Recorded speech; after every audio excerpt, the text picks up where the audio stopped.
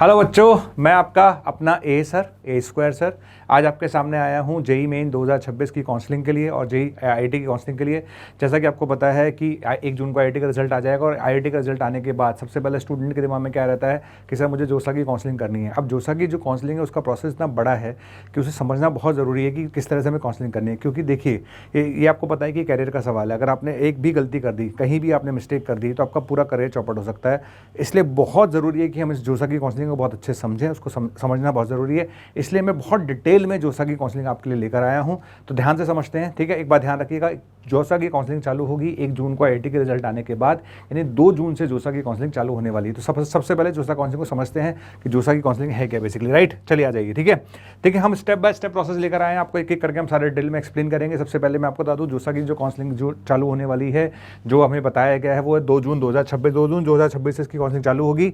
और round 1 round 2 बहुत सारे राउंड इसके होते हैं, वो मैं डिटेल में आपको बताऊंगा। तो सबसे पहली बात ध्यान रखिएगा, सबसे इंपॉर्टेंट बात है कि जोसा की जो काउंसलिंग चालू होगी वो चालू होगी 1 तारीख से 2 तारीख से 2 जून से, राइट। अब सबसे पहली बात है कि सबसे स्टूडेंट को ये समझना चाहिए कि जोसा की काउंसलिंग के थ्रू मुझे क्या क्या मिल सकता है। ये बहुत ज़रूरी है जानना कि जोसा की काउंसलिंग के थ्रू मुझे क्या क्या मिल सकता है। तो देखिए मैं आपको सबसे बहुत अच्छे से एक्सप्लेन कर रहा हूँ। देखिए जोसा की काउंसलिंग से आपको क्या क्या मिल सकता है। देखिए सबसे पहली बात, जोसा की काउंसलिंग के थ्रू हमें आईआईटीज़ मिल सकते हैं, राइट। टोटल 23 आईआईटीज़ हमारे पास हैं, लगभग 18,160 सीटें हमारे पास आईआईटीज़ के अंदर होती हैं। अगर हम बात करें एनआईटीज़ की, तो लगभग एनआईटीज़ हमारे पास 32 एनआईटीज़ हैं, जिसमें लगभग हमारे पास जो सीट्स हैं वो 24,000 के आसपास हैं। अगर मैं ट्रिपल आईटीज़ की बात करता हूँ तो ट्रिपल आईटीज़ हमारे पास 26 है, इसमें लगभग 9,940 सीटें हैं। और अगर मैं बात करूँ जीएफटीएस की, which is known as government funded technical institutes, जिनमें हमारे पास लगभग 10,000 के आसपास सीटें हैं, राइट। इसमें एक चीज़ समझने की जरूरत है कि जो बच्चे सिर्फ जेईई मेन में क्वालिफाई करते हैं, जो एडवांस में क्वालिफाई नहीं करते, ध्यान से सुनिए, जो बच्चे जेईई मेन में क्वालिफाई करते हैं, एडवांस में क्वालिफाई नहीं करते, राइट, उनके लिए अगर मैं बात करूं तो उनके लिए केवल ये वाले कॉलेजेस हैं। ठीक है, ध्यान से समझना, जो बच्चे जेईई मेन के लिए क्वालिफाई करते हैं उनके लिए केवल ये वाले कॉलेजेस हैं, है ना। अगर आप जेईई मेन के थ्रू जाते हैं तो आपको इन कॉलेजेस में एडमिशन मिल सकता है। इसमें एक चीज़ और रह गई है, वो है IIEST शिवपुर, उसके भी आपको एडमिशन मिल सकता है।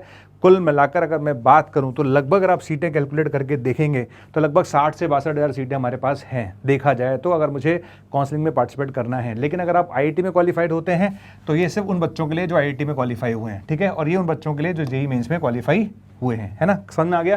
तो ये डेटा बहुत ज़रूरी है समझना। सबसे पहले मुझे ये तो समझ में आया कि सर मैं आईआईटी में जा सकता हूँ, क्या सर मैं जेईई मेन में जा सकता हूँ, क्या मैं मेरे जो स्कोर आया उसके बेसिस पे मुझे कौन से कॉलेज में एडमिशन मिलेगा। तो बेटा ये समझना ज़रूरी है कि हम अगर जेईई मेन के थ्रू जा रहे हैं तो ये मेरे लिए कॉलेजेस हैं, आईआईटी में जा रहे हैं तो हमारे पास ये मेरे लिए कॉलेज हैं, ठीक है। चलिए आगे बढ़ते हैं। नेक्स्ट अगर मैं बात करता हूँ, सबसे पहली बात आती है इसका प्रोसेस क्या है ना। सबसे इंपॉर्टेंट है इसका प्रोसेस क्या है। देखिए सबसे पहले जब जोसा की काउंसलिंग चालू होगी 2 जून को, तो आपको सबसे पहले वहाँ पर देखो एलिजिबिलिटी की अगर मैं बात करता हूँ कि मेरी एलिजिबिलिटी क्या है, चेक एलिजिबिलिटी तो देखिए मैं आपको बताता हूँ, बहुत क्लियर है मेरे ख्याल से। चूंकि आप एग्जाम दे चुके हैं तो आप सबको एडवांस की एलिजिबिलिटी पता होगी कि एलिजिबिलिटी क्या है। सबसे पहले अगर आप आईआईटी के लिए जा रहे हैं तो जेईई एडवांस 2026 में आप क्वालिफाई होने चाहिए, ठीक है ना। अगर आपको आईआईटी में एडमिशन लेना है तो जेईई एडवांस 2026 में अगर आपने आईआईटी क्वालिफाई किया है तो आप जोसा काउंसलिंग में पार्टिसिपेट कर सकते हैं। इसकी कंडीशन क्या है आपको पता ही है, क्लास 12 पास होना ज़रूरी है। क्लास 12 में भी इसमें कंडीशन है कि 75% आपका होना चाहिए या अपने बोर्ड के टॉप 20 परसेंटाइल में आना ज़रूरी है। अपने बोर्ड के टॉप 20 परसेंटाइल में आना ज़रूरी है। मान लो आपकी 75% से कम है। एक मिथ, एक जो मार्केट में जो सिनेरियो बना हुआ है, एक मार्केट में जो एक बात चलती है, सबसे पहले सारे बच्चे ये बोलते हैं कि सर 75% लाना मैंडेटरी है। ऐसा नहीं है, हमें समझना पड़ेगा कि 75% के साथ एक कंडीशन और होती है कि आप अपने बोर्ड के टॉप 20 परसेंटाइल में है या नहीं। हर बोर्ड की टॉप 20 परसेंटाइल हर साल निकाली जाती है गवर्नमेंट के द्वारा, और वो अलग अलग स्टेट की अलग अलग आती है। हो सकता है किसी स्टेट की 70% ही आए। अब मान लो किसी बच्चे की 70% आ रही है और वो अपने बोर्ड के टॉप 20 परसेंटाइल में आ रहा है, तो वो एलिजिबल है ना। तो ये जो दिमाग में सेट है ना कि 75% हर किसी बच्चे से आप बात करोगे तो 75% गाया जाता है। नहीं भैया, 75% के अलावा ऑब्लिक करके कंडीशन है कि आप अपने बोर्ड के टॉप 20 परसेंटाइल में होने चाहिए। अगर दोनों में से कोई भी क्राइटेरिया फुलफिल होता है तो you are eligible for counselling for IITs, right. और सिमिलरली एनआईटीज के लिए भी कंडीशन वही है। एनआईटीज के लिए भी कंडीशन है कि एनआईटीज, आईआईटी और जीएफटीज के लिए भी हमारे पास सेम कंडीशन है। इसमें एक चीज़ और ध्यान रखिएगा, जो बच्चा आईआईटी में एडमिशन लेना चाहता है, आईआईटी का अटेम्प्ट 2 बार होता है ना, आपको पता ही है आप आईआईटी 2 बार दे सकते हैं। तो इसमें कंडीशन साफ साफ लिखी हुई है ना, आपने 2025 में या 2026 में 12th पास किया है, 2025 में या 2026 में आपने 12th पास किया है तो आप एलिजिबल हैं, राइट। ठीक है, समझ में आ गया। और सबसे पहली बात ये आपको दिख रहा है 75% क्राइटेरिया, 65% SC/ST कैटेगरी के लिए, वो मैं समझा चुका हूँ। एनआईटी का आपको पता है कि जेईई मेन का एग्जाम हम 3 बार दे सकते हैं, ठीक है, आईआईटी का एग्जाम हम 2 बार दे सकते हैं, उसमें कोई बड़ी बात नहीं है। तो बेसिकली ये क्राइटेरिया है जो हमें समझ में आना चाहिए कि क्या मैं काउंसलिंग के लिए एलिजिबल हूँ। तो this is the first point which is required for IIT जोसा काउंसलिंग, राइट। अब हम चलते हैं सेकंड पार्ट पर, राइट। अब सेकंड स्टेप क्या है? स्टेप नंबर 1 तो मुझे पता चल गया। अब स्टेप नंबर 1 जो मैंने आपको बताई है वो ऑलरेडी आपको पता थी, उसमें ऐसा कुछ भी नहीं है जो आपको नहीं पता था। स्टेप नंबर 2 पर आते हैं, विच इज़ वेरी इंपॉर्टेंट। यहाँ से मुझे पूरा प्रोसेस समझना है। स्टेप नंबर 2 क्या कहता है कि सबसे पहले आपको josa.nic.in पर जाना है। रिपीट कर रहा हूँ, आपको josa.nic.in पर जाना है, ठीक है। josa.nic.in पर जाएंगे, वहां पर जाकर आपको क्या करना है, जैसे आप विजिट करेंगे उसकी ध्यान रखना, ऑफिशियल साइट पे जाना है। बहुत सारी साइट्स खुल जाती हैं, कई बार अननेसेसरी बच्चा गलत साइट पे चला जाता है। आपको josa.nic.in की ऑफिशियल वेबसाइट पर ही जाना है, वहां पर जाकर आप क्लिक करेंगे और वहां पर एक ऑप्शन आएगा आपके सामने, न्यू कैंडिडेट रजिस्ट्रेशन, ठीक है। वहां पर जाकर आपको रजिस्टर करना है। आपको बता दूं, जोसा काउंसलिंग में रजिस्टर करने का फिलहाल कोई चार्ज नहीं है, दैट इज कंप्लीटली फ्री। आपको जाना है, वहां पर साइट पे जाएंगे, साइट पे जाके आपको क्या करना है, उसमें रजिस्टर करना है। और रजिस्टर करने के बाद इसमें 2 चॉइस हैं। अगर आपने जेईई मेन के लिए अप्लाई करना चाहते हैं, बेसिकली अगर आप आप एनआईटीज़ के लिए अप्लाई करना चाहते हैं, या आप जीएफटीई के लिए अप्लाई करना चाहते हैं, या आप IIIT के लिए अप्लाई करना चाहते हैं, तो आपको जेईई मेन का रोल नंबर डालना है, ठीक है। अगर आप आईआईटी के लिए अप्लाई करना चाहते हैं तो आपको आईआईटी का रोल नंबर डालना है। क्लियर, समझ में आ गया। अगर आपको आईआईटी के लिए अप्लाई करना है, अगर आपको लगता है मुझे आईआईटीज़ में जाना है, आईआईटी के लिए अप्लाई करना चाहते हैं, तो यू हैव टू अप्लाई, आपका जो आईआईटी का रोल नंबर है वो अप्लाई करेगा। और अगर आपको जेईई मेन में जाना है तो जेईई मेन का रोल नंबर अप्लाई करेगा। वहां पर आपको कैंडिडेट का नेम है, मदर नेम है, ये सब डिटेल वहां पर डालनी होंगी, डेट ऑफ बर्थ डालनी होगी। फिर वहां पे आपके से ओटीपी आएगा, जो नंबर आपने डाला होगा उस पर एक ओटीपी आएगा, ओटीपी डाल के आप रजिस्टर करेंगे। पर इस पर सबसे इंपॉर्टेंट बात पता है क्या है, स्टूडेंट को एक पासवर्ड का ऑप्शन आता है। अब क्या होता है ना, पासवर्ड बच्चा कुछ भी भर देता है। भैया पासवर्ड आप ध्यान रखिए, बार बार चेक कैसे करोगे भाई, आपने एक बार रजिस्टर कर दिया, बार बार थोड़ा ना पासवर्ड चेंज कर पाओगे, है ना, ठीक है। एक बार आप पासवर्ड भूल गए तो फिर आप बहुत दिक्कत आती है। इसलिए ध्यान रखिए, पासवर्ड एक बार ऐसा बनाइए जो सिक्योर हो, आपकी जो चॉइस आप फिल करोगे उसको कोई चेंज नहीं कर सकता हो। पता चला कि आपने पासवर्ड बना दिया, किसी ने आपका पासवर्ड चुरा लिया और आपका अकाउंट खोल के उसमें जो आपने चॉइसेस भरी थी वो चेंज कर दी। तो ध्यान रखिए, पासवर्ड थोड़ा स्ट्रॉन्ग बनाइए, क्योंकि बार बार हमें पासवर्ड की ज़रूरत पड़ती है। तो कोशिश करिएगा पासवर्ड ऐसा रखिए आपको याद रहे, और स्ट्रॉन्ग पासवर्ड हमें बनाने की ज़रूरत है, राइट। तो अपने पास देखिए, आपको पासवर्ड मैंने बता दिया, तो उसके बाद अपने डिटेल्स कंफर्म करिए। जहाँ तक ध्यान रखिएगा, एक बार भी, मतलब ये बहुत बेसिक रिक्वायरमेंट है। हर साल मैं, मतलब इतने बच्चे हम देखते हैं, मतलब हम इतना समझाते हैं, फिर बच्चा इतनी मिस्टेक्स करता है। यार आप कम से कम बेसिक डिटेल तो ढंग से भरिए। मैं आपको एक अभी छोटा सा एग्जांपल थोड़ी देर बाद दूंगा, आपको समझ में आएगा कि क्या क्या बच्चा मिस्टेक करता है ना। तो प्रॉपर तरीके से आपका जेंडर है वो प्रॉपर भरिए, कैटेगरी बहुत अच्छे से भरिए, जो आपकी कैटेगरीज है, स्टेट का जो कोड है वो ढंग से भरिए, ठीक है ना। आपकी कॉन्टैक्ट इन्फॉर्मेशन ढंग से भरिए, ठीक है ना। क्योंकि होगा क्या, जैसे मान लो आपने कैटेगरी गलत भर दी, लेट सपोज आपने कैटेगरी गलत भर दी, अरे यार आपने कैटेगरी गलत भर दी तो चेंज करने का ऑप्शन नहीं है आपके पास। आप सिर्फ कॉन्टैक्ट इन्फॉर्मेशन ही चेंज कर पाओगे बाद में जाके। अगर आपने कैटेगरी गलत भर दी, भाई आप मान लो जनरल के थे, आपने SC/ST भर दिया, SC/ST के थे जनरल भर दिया, मतलब बेसिकली आपने अगर कैटेगरी गलत भर दी तो उसमें चेंज करने का ऑप्शन नहीं आएगा, ध्यान रखिएगा। तो अच्छे से बहुत प्रॉपर तरीके से चीज़ों को फिल करिए, ताकि कोई आगे जाके आपको चैलेंज ना आए। आपकी कोई भी गलती आपका रजिस्ट्रेशन कैंसिल कर सकती है, ध्यान रखिएगा, ठीक है। तो this is the most important जो हमारे को ध्यान रखना है, ठीक है। जेईई मेन 2026 एप्लीकेशन, ये जो मैं आपको बता चुका हूँ, ये सब चीज़ें आपके पास होनी चाहिए, तो उसमें कोई बड़ी बात नहीं है। रजिस्टर मोबाइल नंबर, ईमेल, ये सब चीज़ें करिए। पर आपको सबसे पहले क्या करना है, आपको रजिस्टर करना है 2 जून 2026 को जोसा की साइट पर जाकर, राइट। चलिए, अब मेरे पास नेक्स्ट स्टेप क्या आती है, देखिए नेक्स्ट स्टेप आती है मेरे पास, जैसे आप जोसा की साइट पे गए, है ना, आपने रजिस्टर कर दिया। रजिस्टर करने के बाद आपको करना है कि भाई आपको तो चॉइस फिल करनी है। भाई सबसे, भाई हमारे पास रजिस्ट्रेशन करने के बाद हम किस लिए जा रहे हैं जोसा पे? जोसा पे हम कॉलेज लेने के लिए तो जा रहे हैं।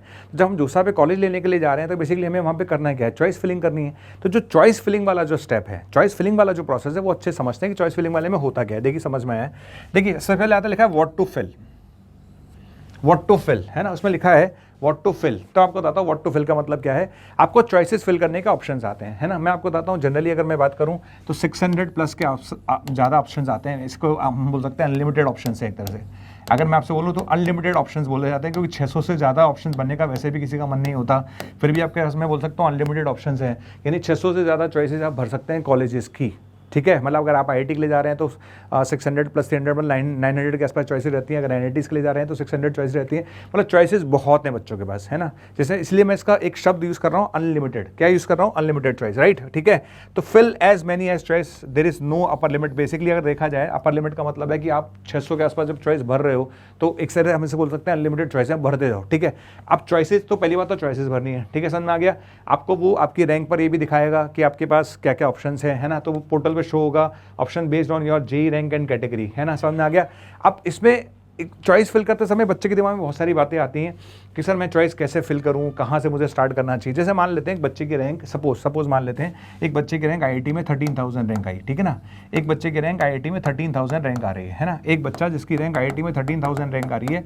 अब उससे बोला गया कि चॉइस फिल करो, ठीक है। अब उसने क्या करा, जोसा का डेटा निकाला, जोसा का डेटा निकाल के उसने देखा कि लास्ट ईयर 13,000 रैंक पर क्या क्या मिला था, ठीक है। अब एक बच्चा क्या करेगा, बच्चे ने देखा कि 13,000 रैंक पर मुझे ये ऑप्शंस अवेलेबल थे, मान लेते हैं ऑप्शन नंबर 1 अवेलेबल था, ऑप्शन नंबर 2 अवेलेबल था, ऑप्शन नंबर 3 अवेलेबल था, ऑप्शन नंबर 4 अवेलेबल था, या उसने 5, 6, 7 ऑप्शन सेलेक्ट करे और उसने सेलेक्ट कर लिया कि ये 13,000 रैंक पे मुझे लास्ट ईयर मिले थे, लास्ट ईयर मिले थे, तो उसकी बेसिस पे उसने 8-10 कॉलेज सेलेक्ट किए और भाई ने चॉइस में सिर्फ ये 10 भर दिए।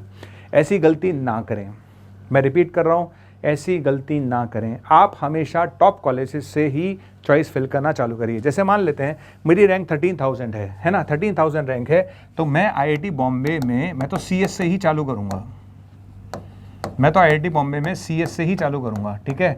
फिर मैं IIT दिल्ली की जो है वो CS से चालू करूँगा। मुझे दिक्कत क्या आ रही है भाई, जब मुझे चॉइस अनलिमिटेड मिल रही है तो मैं क्यों नहीं भरूँ, ठीक है। तो मैं जितने भी टॉप IITs हैं सबसे पहले उनकी CS भरूँगा, फिर टॉप IITs की सेकंड टॉप मोस्ट ब्रांच पर जाऊँगा, फिर टॉप IIT की थर्ड टॉप मोस्ट ब्रांच पर जाऊँगा, फिर टॉप IITs की टॉप मोस्ट फोर्थ ब्रांच पर जाऊँगा।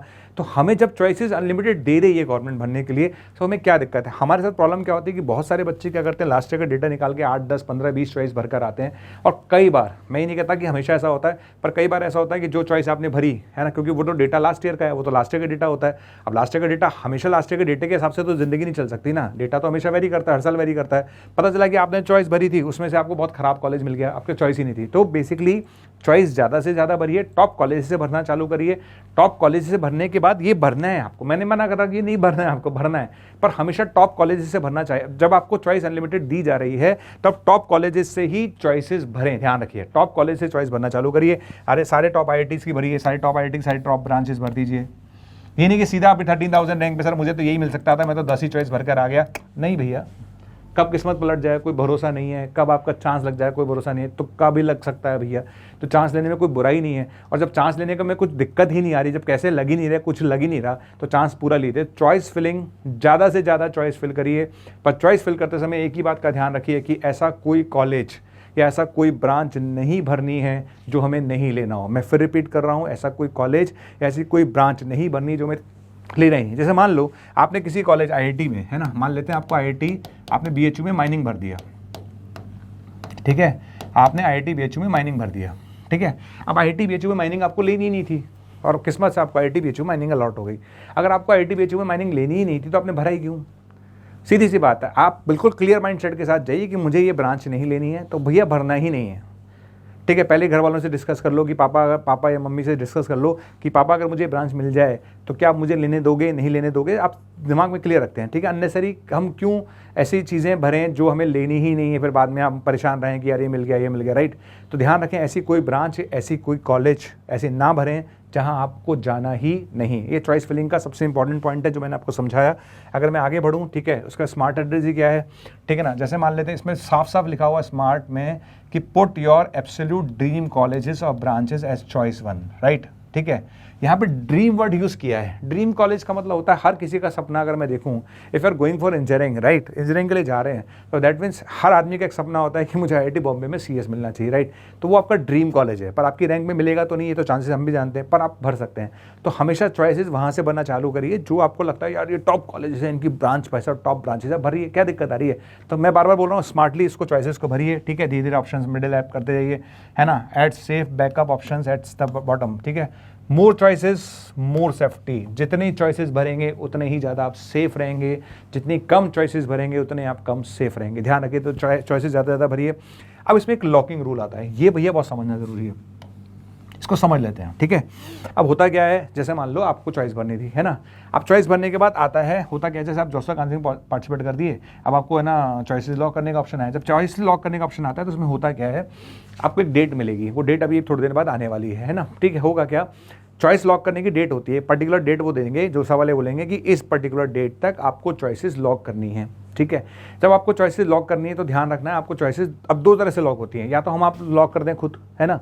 अब हमने लॉक कर दिया, खत्म। एक बार लॉक करने के बाद आप ध्यान रखना चॉइस चेंज नहीं हो सकती। समझ में आ गया।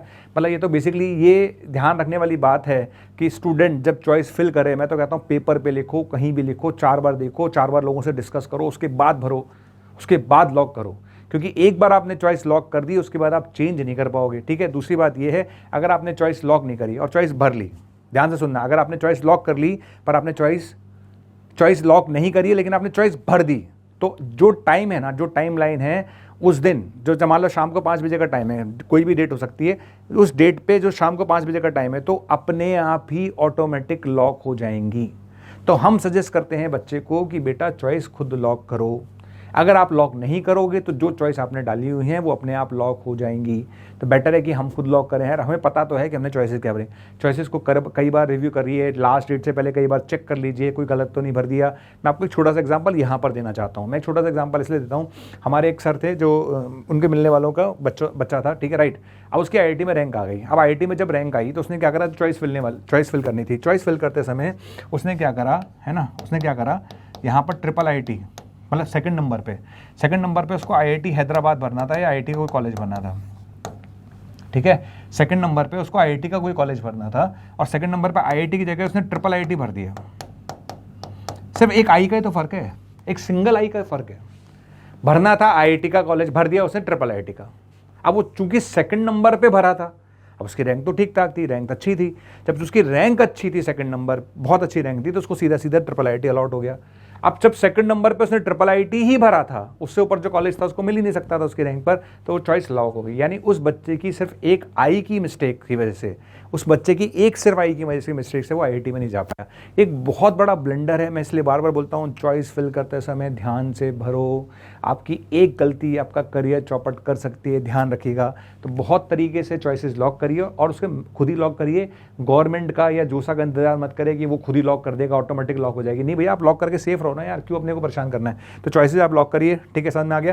फिर साफ साफ लिखा है कि after locking 0 edits allowed under any circumstances, कोई भी चेंजेस अलाउड नहीं है। एक बार चॉइस लॉक हो गई, there is no chances to change the choices, ठीक है। Unlock choice are ignore by the allotment जन, ठीक है। यूज मॉक राउंड, अब मॉक राउंड के बारे में बात करेंगे तो वो मैं भी करने वाला हूँ, ठीक है। चलिए आगे चलते हैं, राइट। अब चॉइस फिल करते समय और क्या क्या चीज़ें और ध्यान रखनी है अपन को, वो भी देख लेते हैं। चॉइस करते समय मैंने आपको बोला कॉलेज का ध्यान रखिए, कॉलेज आपकी प्रेफरेंस कौन सी होती है, कॉलेज आपको मैंने बता दिया कैसे भरना है। हम तो टॉप से भरेंगे, मैं तो इंतजार मैं क्यों करूँ, मैं क्यों मानूँ कि भाई मेरी 13,000 रैंक है तो मुझे ये कॉलेज मिलने वाला है। मैं तो टॉप कॉलेज से भरना चालू करूँगा, टॉप कॉलेज की टॉप मोस्ट ब्रांच से मुझे चालू करना है, ठीक है। समझ में आ गया। तो कॉलेज फिलिंग आपको करनी है, ठीक है। अगर आपको इंस्टीट्यूट टाइप लेना है तो जे एडवांस, IIT में जाना है तो जे एडवांस चाहिए, ऑब्वियसली बात है। अगर आपको चाहिए JEE मेन रैंक रिक्वायर्ड है, वो मैं आपको बता चुका हूँ। इसमें कुछ कोटा भी होते हैं जो हमें पता होने चाहिए। हर स्टेट का कोटा होता है कॉलेजेस में, राइट। तो होम स्टेट कोटा के बारे में आपको इन्फॉर्मेशन होनी चाहिए। होम स्टेट कोटा के बारे में इन्फॉर्मेशन होना बहुत ज़रूरी है, ठीक है ना। जैसे मैं भी मेरे पास एक बच्चा भी आया था थोड़े दिन पहले, तो 12th का स्टूडेंट था, तो वो 13 का स्टूडेंट था। तो मेरे को बता रहा था कि उसने 12th जो है वो सिक्किम से करी है, ठीक है। तो मैंने कहा यार 12th सिक्किम से क्यों करी, जबकि रहने वाला कोटा का बच्चा है। जब कोई बच्चा कोटा का रहने वाला है तो उसने 12th क्यों सिक्किम से करी। तो मुझे पता चला कि सिक्किम में जो होम स्टेट कोटा होता है, सिक्किम मतलब सिक्किम जो NIT होता है उसमें होम स्टेट कोटा होता है। अब उस बच्चे को वो कॉलेज मिल रहा है, एक जो जनरल बच्चे की 40,000 रैंक पर, 40,000 रैंक पर। ध्यान से सुना, ये बहुत इंपॉर्टेंट पॉइंट है। मतलब ये तो मुझे भी अभी पता चला कि 40,000 रैंक पर, रिपीट कर रहा हूँ, 40,000 रैंक पर एक बच्चे को जो किसी और स्टेट का है, सिक्किम का नहीं है, किसी और स्टेट का है, 40,000 रैंक पर जो CS मिलती है सिक्किम NIT में। सिक्किम NIT में अगर आपको CS चाहिए तो लगभग 40,000 रैंक पर लगभग क्लोज हो जाता है। वो अगर बच्चा सिक्किम स्टेट से ही 12th देता है तो तो उसको लगभग 1.25 लाख या 1.25 लाख 1.5 लाख तक भी मिल जाता है, इवन आगे की रैंक पर भी मिल जाता है। मतलब आप सोचिए, अगर आप सिक्किम स्टेट से 12 दे रहे हैं और आपकी 2 लाख रैंक आ गई तो भी आपको सिक्किम NIT के अंदर CS मिल जाता है। बाकी जनरली अगर मैं बात करूँ तो 40,000 पे लगभग खत्म हो जाता है। तो ये एक समझने की जरूरत है कि होम स्टेट कोटा हमें पता होना चाहिए कि मेरे कोटा में मेरा जो होम स्टेट है वहाँ से मेरे को क्या क्या फायदे हैं। तो होम स्टेट में लगभग 50% कोटा होता है, तो which is known to us, वो हमें पता होना चाहिए। ध्यान रखिएगा, है ना, include both home state and other state seat in on list. ये बहुत ज़रूरी है चॉइस फिल करते समय कि हमें पता हो कि मेरे होम स्टेट कोटा में मेरे पास क्या क्या चॉइस है, क्या वो चॉइसेस जो मैं चॉइस भर रहा हूँ उससे बेटर हैं क्या, तो उनका थोड़ा सा हमें ध्यान रखना पड़ेगा भरते समय। बहुत सारी चीज़ें ध्यान रखनी पड़ती है, उस पर एक चीज़ है, राइट। अच्छा ठीक है। अच्छा, ब्रांच फिलिंग। अब ब्रांच फिलिंग में सबसे बड़ा चैलेंज है, बहुत फेमस क्वेश्चन है कि college first branch second, right. ये एक बहुत बड़ा मतलब मैं यहाँ पर एक छोटा सा पॉइंट लेना चाहूँगा, यहाँ पे समझा देता हूँ। कॉलेज फर्स्ट, है ना, कॉलेज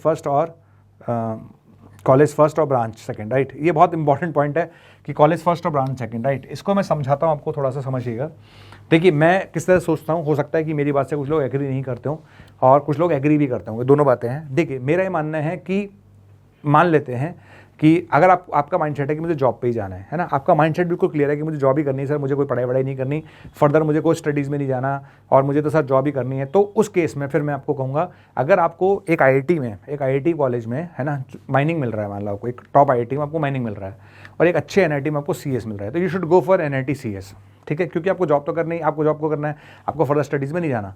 पर अगर कोई बच्चा ऐसा है जो उसको लगता है कि जैसे मुझे IAS में जाना है, IAS के एग्जाम बहुत सारे IIT क्लियर करते हैं, या फर्दर मुझे MS करना है किसी अच्छे कॉलेज से, तो फिर मैं कहूँगा कि yes you should go for IIT, है ना, फिर आपको IIT के लिए जाना चाहिए। तो बहुत क्लियर रखते हैं कि हमारा आगे का टारगेट क्या है। हमारा आगे का टारगेट जॉब है, तो आपको डिसीजन ऐसे लेना होगा। अगर आपका आगे का टारगेट नहीं, मुझे फर्दर स्टडीज़ में जाना है, तो then you should go for IIT, क्योंकि देखो IIT का नाम बड़ा है, नो डाउट, है ना। आप चाहे कितने भी अच्छे NIT से हो, लेकिन IIT का नाम बड़ा होता है, तो आप बाहर जाके बोलते हो IITian, तो थोड़ा वो ज़्यादा साउंड अच्छा करता है, और फर्दर स्टडीज़ में भी IIT का थोड़ा फ़ायदा मिलता है। तो अगर आपको फर्दर स्टडीज़ में जाना है तो फाइनली IIT पे जाइए। अगर आपको जॉब में जाना है, बिल्कुल क्लियर है, तो भैया आप उस केस में फिर आप देखिए कि एक IIT में मुझे सिविल मिल रहा है, या IIT में मुझे माइनिंग मिल रहा है, या IIT में मुझे सेरेमिक मिल रहा है, या IIT में मुझे केमिकल मिल रहा है, और किसी अच्छे NIT में, बहुत बढ़िया NIT में मुझे अगर CS मिल रहा है या AI मिल रहा है, देन आई शुड मैं सजेस्ट करूंगा कि CS और AI के लिए जाना चाहिए। ये मेरी पर्सनल ओपिनियन है, ये बहुत सारे लोगों से वेरी कर सकती है, तो अपना डिसीजन आपको खुद लेना है, ये हम सिर्फ एडवाइस कर सकते हैं, राइट। ठीक है, समझ में आ गया। अच्छा, पॉपुलर वर्सेस सेफ ब्रांचेस, है ना। पॉपुलर ब्रांचेस कौन कौन सी हैं? CS, IT, CSE, these are the popular branches, आपको पता ही है, ठीक है। और सिविल और मैकेनिकल, केमिकल जो है, दीज आर द थोड़ा सा कंपैरेटिवली हम कह सकते हैं कि कंपैरेटिवली अगर देखा जाए तो थोड़ा लोअर ब्रांचेस में हम काउंट करते हैं, राइट। समझ में आ गया। तो अब यहाँ पर एक छोटा सा जो कंपैरिजन था वो मैंने बता दिया है। CS at NIT even below target could not open in later rounds, ठीक है। मतलब उसने एक बात और बोली है कि जो टॉप NITs की CS होती है वो जल्दी भर जाती है, बाद में ओपन नहीं होगा, वो पहले ही भर जाएगी, खत्म, तो उसका मतलब काम खत्म, राइट। चलिए अब आते हैं हम डेट्स पर, है ना, हम डेट्स पर आ जाते हैं। अब होता क्या है, एक होता है मॉक राउंड, है ना। क्या होता है मॉक राउंड? मॉक राउंड को समझते हैं कि मॉक राउंड है क्या, है ना। मॉक राउंड को समझना बहुत ज़रूरी है कि what is mock round, what is mock round, ठीक है। तो चलिए समझते हैं भाई कहानी क्या है, मॉक राउंड होता क्या है, आइए समझते हैं, है ना।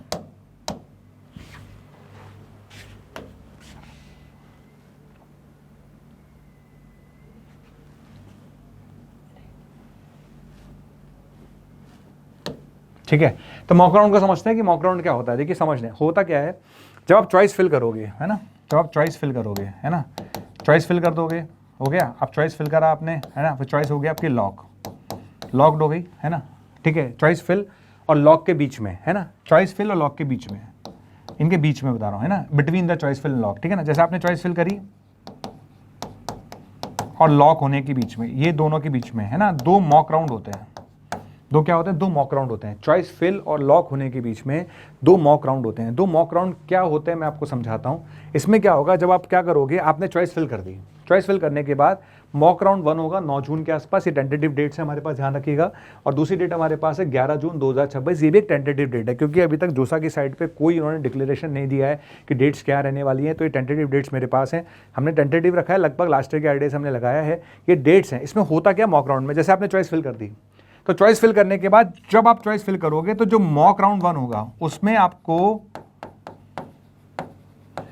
एक कॉलेज दिखाया जाएगा कि भैया मॉक राउंड 1 में आपको ये कॉलेज अलॉट हो गया,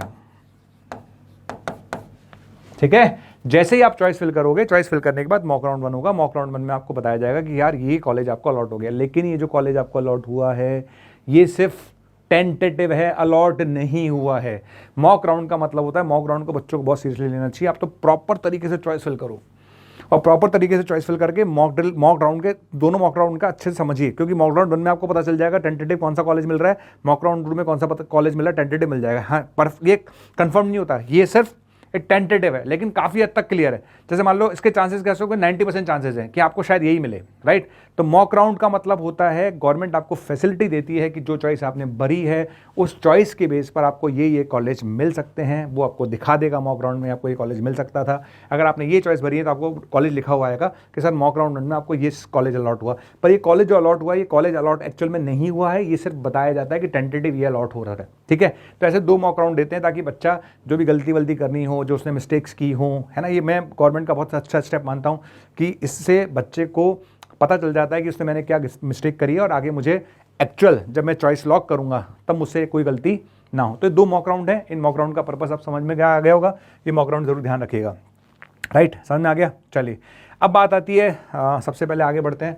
अब सबसे पहली बात आती है कि जब आपकी चॉइस लॉक हो जाएगी, जब आपकी चॉइस लॉक हो जाएगी, लगभग चॉइस लॉक होने की डेट मेरे ख्याल से लगभग 12 तारीख मान के चलते हैं, क्योंकि इसमें 9 और 11 दिखा रखा था मॉक राउंड का। इसका मतलब मैं मान के चलता हूँ कि 12 तारीख की शाम तक लगभग आपका चॉइस लॉक हो जाएंगी और चॉइस लॉक होने के बाद 13 तारीख को आपका रिजल्ट आ जाएगा। ये सिर्फ टेंटेटिव डेट्स है, मैं फिर बोल रहा हूँ ये टेंटेटिव डेट्स हैं, एग्जैक्ट डेट हमारे पास नहीं है, क्योंकि जोसा की साइट पर कोई एग्जैक्ट डेट नहीं है हमारे पास अवेलेबल। ये टेंटेटिव डेट्स हैं कि राउंड 1 मान लेते हैं कि 13 तारीख को राउंड 1 जो खत्म हो गया, 13 तारीख को उसका रिजल्ट आएगा और 13 तारीख को रिजल्ट आने के बाद जैसे ही 13 तारीख को उसका रिजल्ट आएगा और आपको कॉलेज अलॉट हो गया, और आपको कॉलेज अलॉट होने के बाद आपको उसकी सीट एक्सेप्टेंस फीस जमा करानी पड़ेगी, सीट एक्सेप्टेंस फीस जमा करानी पड़ेगी, सीट एक्सेप्टेंस फीस जमा करानी पड़ेगी। वो लगभग 17 जून के आसपास होगी, ठीक। जैसे ही फर्स्ट राउंड का रिजल्ट आता है और आपको कोई कॉलेज अलॉट होता है तो आपको उसकी सीट एक्सेप्टेंस फीस जमा करानी पड़ेगी, आपको डॉक्यूमेंट्स अपलोड करने पड़ेंगे, वो हम चीज़ें बाद में देखेंगे। जैसे ही आपका रिजल्ट आता है, देखिए अच्छे से मैं बता रहा हूँ आपको क्या करना है। जैसे मान लेते हैं अलॉटमेंट रिजल्ट जो भी रिजल्ट होगा, है ना, तो जैसे आपका रिजल्ट आएगा, है ना, राउंड 1 का हम टेंटेटिव डेट लेके चलते हैं, फिर राउंड 2 दोबारा चालू होगा। राउंड 2 का मतलब वो भी आपको पता है टोटल 6 राउंड होते हैं, है ना। तो पहले राउंड में आपको मिल गया, कुछ भी मिलेगा, जो भी मिला, फिर सेकंड राउंड होगा उसका रिजल्ट आएगा, फिर थर्ड राउंड होगा उसका रिजल्ट आएगा, फिर फोर्थ राउंड होगा उसका रिजल्ट आएगा, फिफ्थ राउंड होगा उसका रिजल्ट आएगा और सिक्स्थ राउंड होगा उसका रिजल्ट आएगा। टोटल 6 राउंड होते हैं। टोटल कितने राउंड होते हैं? टोटल 6 राउंड होते हैं, राइट। अब बच्चे को क्या क्या ध्यान रखना है, ठीक है ना। जैसे मान लेते हैं आपके पास जब कॉलेज आपको मिलेगा तो क्या क्या ध्यान रखना पड़ेगा, मैं आपको बताता हूँ क्या क्या है। एक इसमें ऑप्शन लिखा हुआ है चूज फ्रीज, फ्लोट और साइट। एक तो ये चीज़ दिख रही है, ठीक है, समझ में आ गया। एक आपको लिखा है पे सीट एक्सेप्टेंस फीस, ठीक है। एक आपको लिखा है अपलोड रिक्वायर्ड डॉक्यूमेंट्स, राइट। और एक लिखा है response to portal queries, right. इसको समझाता हूँ, ये बहुत डिटेल में हम समझते हैं। देखिए होता क्या है ना, जैसे मैं आपको बताता हूँ, जैसे हमारे पास क्या होगा मैं समझाता हूँ इसको, ठीक है। जैसे मान लेते हैं आपका कॉलेज अलॉट हो गया, है ना। जैसे आपका कॉलेज अलॉट हो गया, है ना, कॉलेज अलॉट होते ही आपको भाई अलॉटमेंट लेटर मिल जाएगा, है ना। अलॉटमेंट लेटर मिलेगा कि भैया ये कॉलेज अलॉट हुआ है, राइट। अब आपको करना क्या होगा, उसमें सबसे पहले आपको एक सीट एक्सेप्टेंस फीस जमा करानी पड़ती है। वो फीस हम आपको बता देंगे कितनी है। तो आपको एक तो सीट एक्सेप्टेंस फीस जमा करानी है, SAF, सीट एक्सेप्टेंस फीस जमा करानी है। उसके बाद आपको डॉक्यूमेंट्स अपलोड करने हैं। आपको क्या करना है, अपलोड करने हैं डॉक्यूमेंट्स, ठीक है ना। आपको क्या करना है, अपलोड करने हैं डॉक्यूमेंट्स, ठीक है। आपको डॉक्यूमेंट्स क्या करने हैं, अपलोड करने हैं, ठीक है। सीट एक्सेप्टेंस फीस आपने कर ली जमा, ये कर लिया। इसके बाद एक ऑप्शन आता है स्लाइड, फ्रीज और फ्लोट। सबसे इंपॉर्टेंट है भाई साहब ये स्लाइड, फ्रीज और फ्लोट। ये बहुत इंपॉर्टेंट ऑप्शन है जो आपके सामने आएगा। ये क्या है मैं आपको समझाता हूं। जैसे मान लेते हैं आपका जो सपना था वो था कि IIT दिल्ली में आपको मैकेनिकल मिल जाए, ठीक है। आपका सपना था कि IIT दिल्ली में आपने मैकेनिकल मिल जाए, ठीक है। आपका सपना IIT दिल्ली में मैकेनिकल मिल जाए और किस्मत से आपको IIT दिल्ली का मैकेनिकल ही मिल गया पहले ही राउंड में। अब आप चाहते हो कि मुझे तो भैया अब नहीं चाहिए, जिंदगी में मेरा जो सपना था पूरा हो गया, मुझे IIT दिल्ली मैकेनिकल चाहिए था, तो आप तुरंत इसको फ्रीज कर दीजिए। फ्रीज का मतलब ये है कि अब ये कॉलेज आपका हो गया, अब आप इस कॉलेज के हो गए, कॉलेज आपका हो गया, खत्म। फ्रीज का मतलब मुझे कॉलेज मिल गया, मुझे समझ में आ रहा है और मुझे लग रहा है कि ये बढ़िया कॉलेज है, मुझे यही चाहिए था, जीवन का सपना पूरा हुआ, फ्रीज करिए। फ्रीज का मतलब तुरंत खत्म, ये कॉलेज आपका, डन। आपको आगे जाने की जरूरत ही नहीं है, आपके सारे राउंड खत्म, यहीं पर आपका फ्रीज हो गया। फ्रीज का मतलब जो आपको कॉलेज चाहिए था, अगर वही कॉलेज आपको मिल गया है तो दैट मीन्स आपको फ्रीज करना है। फ्रीज का मतलब वो कॉलेज आपका, ठीक है। अब दूसरा ऑप्शन आता है स्लाइड और फ्लोट। फ्लोट का क्या मतलब है, फ्लोट का मतलब ये है, समझना, फ्लोट का मतलब ये है, एक बच्चे ने 4 चॉइसेस भरी। कौन कौन सी चॉइसेस भरी? उसने बोला IIT दिल्ली में CS भरा, ठीक है, समझ में आ गया। और IIT दिल्ली में मैकेनिकल भरा, ठीक है, और IIT बॉम्बे में इलेक्ट्रिकल भरा। कुछ और चॉइसेस, मेरे रफ आइडिया आपको समझा रहा हूं, मैं तो समझा रहा हूं आपको, ठीक है, मान लेते हैं, ठीक है। ध्यान रखना फ्लोट का ऑप्शन तभी होगा, फ्लोट का ऑप्शन ध्यान रखना, फ्लोट का ऑप्शन का मतलब क्लियर रखिएगा, जो आपने चॉइसेस भरी हैं, जो आपने चॉइसेस भरी हैं, तो जो कॉलेज आपको मिला है ना, उससे ऊपर वाला कॉलेज आपको मिल सकता है, उसके नीचे वाले कॉलेज भूल जाओ। फ्लोट का मतलब जो चॉइसेस आपने भरी हैं, अगर आपने मान लेते हैं 100 चॉइसेस भरी थी और 100 चॉइस में आपका 50वें नंबर का कॉलेज मिल गया, तो जब आप फ्लोट करोगे तो इससे ऊपर वाले कॉलेज ही आपको मिल सकते हैं, इससे नीचे वाले कॉलेज आपको नहीं मिलेंगे।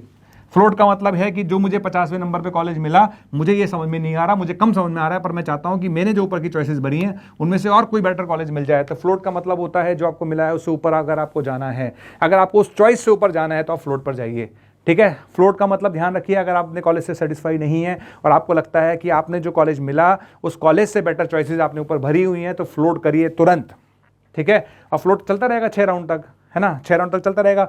अच्छा, एक बात और ध्यान रखिएगा, जैसे मान लो कोई कॉलेज आपका अलॉट हो गया, मान लो ये आपका कॉलेज अलॉट हो गया, तो बच्चे को डर लगता है, यार सर मैं फ्लोट कर दूंगा तो कहीं मेरे हाथ से कॉलेज तो नहीं निकल जाएगा। नहीं, ये कॉलेज तो है ही आपके पास, उससे बेटर मिल गया तो ये हाथ से निकल के दूसरा बेटर आ जाएगा, ठीक है। अगर मान लो कुछ बेटर नहीं मिला तो ये कॉलेज आपको मिलेगा ही मिलेगा। क्लियर? फ्लोट मतलब जो आपने भरा था, जो अलॉट हुआ, उस अलॉट से ऊपर वाले कॉलेजेस को अगर आपको चाहिए तो फ्लोट करिए।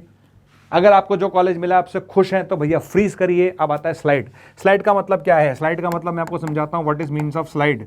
आप रुड़की के रहने वाले थे, ठीक है, आप रुड़की के रहने वाले हो और IIT रुड़की में आपको मिला, IIT रुड़की में आपको मिला केमिकल इंजीनियरिंग, ठीक है, IIT रुड़की में आपको मिला केमिकल इंजीनियरिंग, ठीक है। अब चूंकि आपको रहना तो रुड़की में ही है और आपको IIT रुड़की ही चाहिए था, पर चूंकि IIT रुड़की में आपको केमिकल इंजीनियरिंग मिला, पर आपका सपना था कि IIT रुड़की में मुझे मैकेनिकल मिल जाए, IIT रुड़की में मुझे मैकेनिकल मिल जाए या इलेक्ट्रिकल मिल जाए या CS मिल जाए, ठीक है।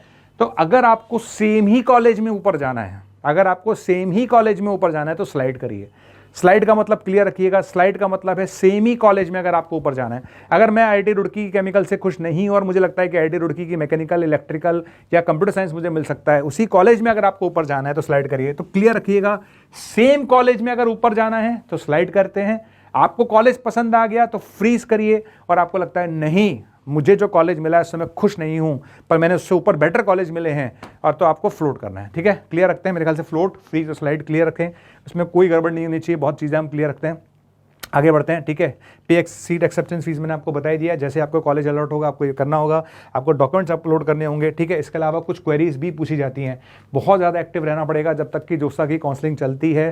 जोसा की काउंसलिंग करते समय बहुत एक्टिव रहिए, मेल पर आपको रिस्पॉन्स आएगा, उसकी तुरंत जो भी क्वेरीज होंगी उसको तुरंत रिस्पॉन्ड करिएगा। ध्यान रखिएगा, ये एक छोटी मिस्टेक आपका पूरा करे चैपआउट कर सकते हैं, मैं बार बार एक ही बात बोल रहा हूँ, राइट, ठीक है। फ्रीज फ्लोट में समझा चुका हूँ, फ्रीज फ्लोट स्लाइड का क्या मतलब है, ठीक है। I am happy lock me, freeze मतलब मैं खुश हूं भैया लॉक कर दो, ठीक है। Accept plus try for anything better, अगर एक्सेप्ट तो कर लिया पर मैं उससे बेटर के लिए जाना चाहता हूं तो फ्लोट करिएगा, मैं समझा चुका हूं। स्लाइड का मतलब होता है सेम इंस्टीट्यूट में बेटर ब्रांच के लिए जाना चाहते हैं तो हम स्लाइड करेंगे, राइट। चलिए, अच्छा, जो फीस मैं आपको बता रहा हूँ ये आपको फीस जमा करानी पड़ेगी। बेसिकली एक सीट एक्सेप्टेंस फीस है जो आपको जमा करानी पड़ेगी अलॉटमेंट होते ही। जैसे आपको कॉलेज का अलॉटमेंट होगा तो आपको सीट एक्सेप्टेंस फीस जमा करानी पड़ेगी।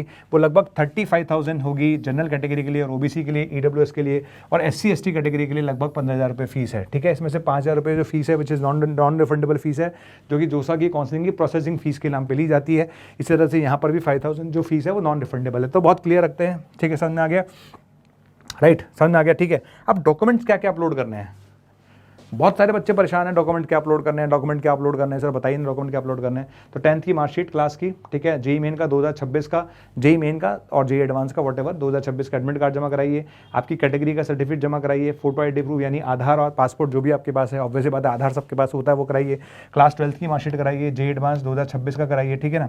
PW सर्टिफिकेट अगर आपके पास है, और अगर आपके पास कोई कैंसिल चेक है तो उसके लिए भी, क्योंकि कल को कोई रिफंड आता है, कल को कोई बैंक का मतलब रिफंड आता है, आपने सीट एक्सेप्ट नहीं करी बाद में जाके, जैसे इनिशियली आपने पैसे जमा करा दिए, फिर आपने राउंड के बाद, पर्टिकुलर राउंड के बाद आपने बोला कि मैं तो ले ही नहीं रहा कॉलेज, तो जो पैसा रिफंड आएगा ना वो आपका, वो इस अकाउंट में आएगा जिसका आप कैंसिल चेक देंगे, राइट। तो इस बात का ध्यान रखिएगा, क्लियर है, समझ में आ गया, ठीक। चलिए आगे बढ़ते हैं, ओके।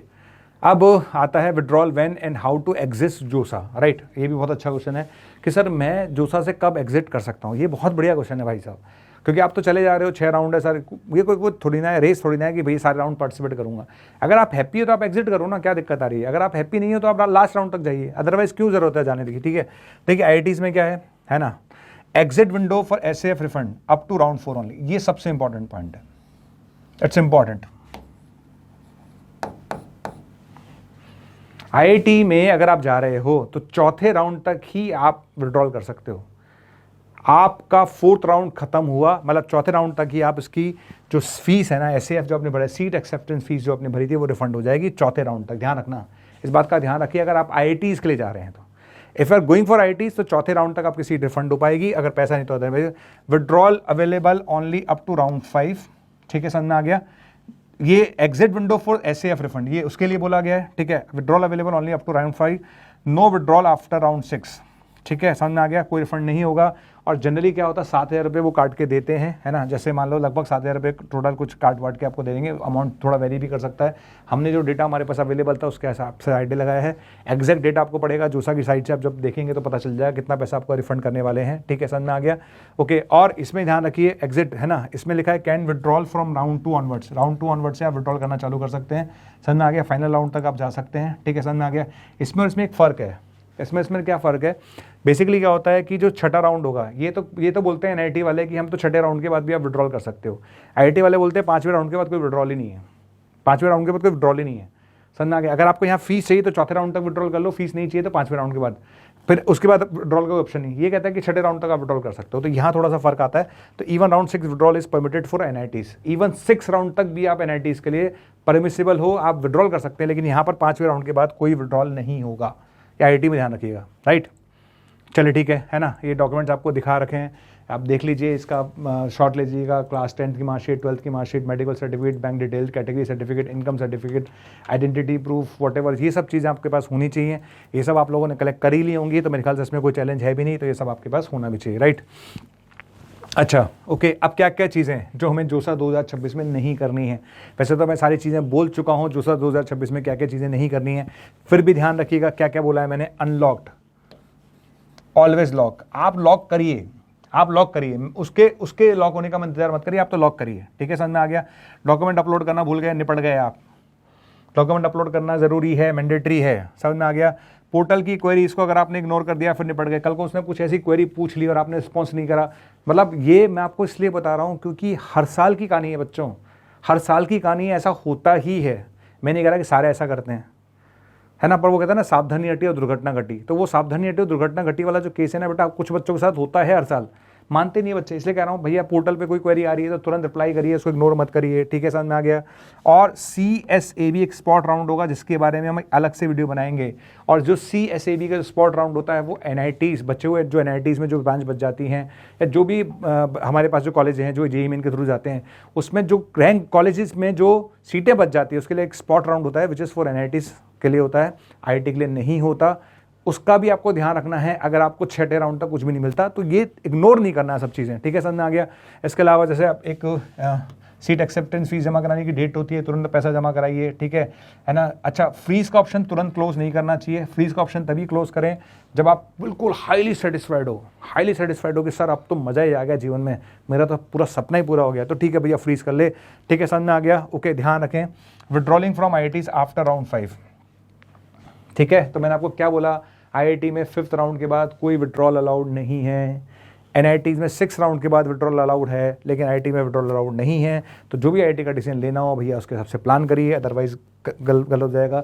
और there is no confusion between float and slide, ध्यान रखें फ्लोट और स्लाइड में कोई कन्फ्यूजन नहीं है। तो मुझे लगता है वन ऑफ द बेस्ट ये स्लाइड है जो काम की है, बहुत ज़्यादा काम की, इसको ध्यान से देखिए।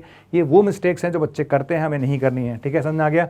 चलिए ठीक है, कोई बात नहीं। डेट्स हमारे पास हैं, 1 जून को रिजल्ट डिक्लेयर होने वाला है, 8 जून को मॉक अलॉटमेंट होगा, 11 जून को रजिस्ट्रेशन चॉइसेस फिलिंग क्लोज हो जाएंगी, है ना, 24 जून को राउंड 2, है ना, ठीक है। ये सब डेट्स हैं, ये सब टेंटेटिव डेट्स हैं जो हमारे पास हैं, है ना। मॉक अलॉटमेंट 2 जो होगा लगभग 10 तारीख को मान के चलते हैं, 10 और 11 वॉटेवर, ये सब टेंटेटिव डेट्स हैं, ठीक है। हम मान के चलते हैं 11 तारीख को चॉइसेस फिलिंग क्लोज हो जाएंगी, 13 तारीख को राउंड 1 का रिजल्ट आ जाएगा, हम ऐसा मान रहे हैं, ठीक है। फिर राउंड 2, फिर राउंड 3, राउंड 4 ऐसे चलता जाएगा, उसके बाद आपका प्रोसेस चालू हो जाएगा कॉलेज में जाने का। ठीक है, समझ में आ गया। तो ये सब प्रोसेसेस हैं, राइट, ठीक है। जोसा की बात करता हूँ, जोसा की साइड ये रही, आप जहाँ पर जा सकते हैं, ठीक है। जेईई मेन स्कोर बिट यहाँ पर अगर आपको NIT IIT और GFT में जाना है तो 100% है, ठीक है, समझ में। एलिजिबिलिटी ये सब मैं बता चुका हूँ आपको ऑलरेडी, इसमें कोई बात नहीं मुझे करनी नहीं है, राइट, ठीक है, समझ में आ गया। इसके अलावा भी बहुत सारे एग्जाम इंडिया में होते हैं जिनकी अलग अलग सेपरेट काउंसलिंग होती है। अगर मैं आपको बता दूँ तो एक तो CACB स्पेशल, इसके लिए हम अलग से एक वीडियो बनाएंगे। जैक दिल्ली होता है, जैक दिल्ली आपको पता होगा, जैसे आपको DTU में एडमिशन लेना है ना, या आपको अगर IIIT दिल्ली में एडमिशन लेना है या इंदिरा गांधी जो वुमेंस कॉलेज है वहाँ पे लेना है तो उसके अलग से काउंसलिंग होती है। जैक चंडीगढ़ अलग से होता है, UP का एक अलग से हो गया, MSCT का अलग हो गया, MP का अलग हो गया। ये सब डेट्स हमारे पास हैं। अगर आपको लगता है कि आप किसी स्टेट की काउंसलिंग में पार्टिसिपेट करना चाहते हैं तो भैया ये सब डेट्स हैं, रीप है। जैसे राजस्थान के कॉलेज में अगर आपको जाना है ना, कई बार क्या होता है बच्चे को, जैसे मान लो जेईई मेन के थ्रू अच्छा कॉलेज नहीं मिल रहा तो स्टेट कॉलेजेस में आप जा सकते हैं, तो उनकी सेपरेट काउंसलिंग होती है। सेपरेट काउंसलिंग के लिए अलग अलग डेटा हमने आपको दे रखे हैं, वो आप देख सकते हैं, राइट। चलिए, तो मेरे ख्याल से ये लीजिए। अच्छा, PAF है ना, ओके। PAF का मतलब आपको एक और जो, जैसे मान लो आपको सीट समझ में आ गई है ना, तो जो सीट, जैसे मान लो आपको जो 70,000 रुपये मान लो फीस करनी थी, अब 70,000 रुपये में से आपने जो सीट एक्सेप्टेंस फीस जमा करी थी वो आपने जमा कर दी।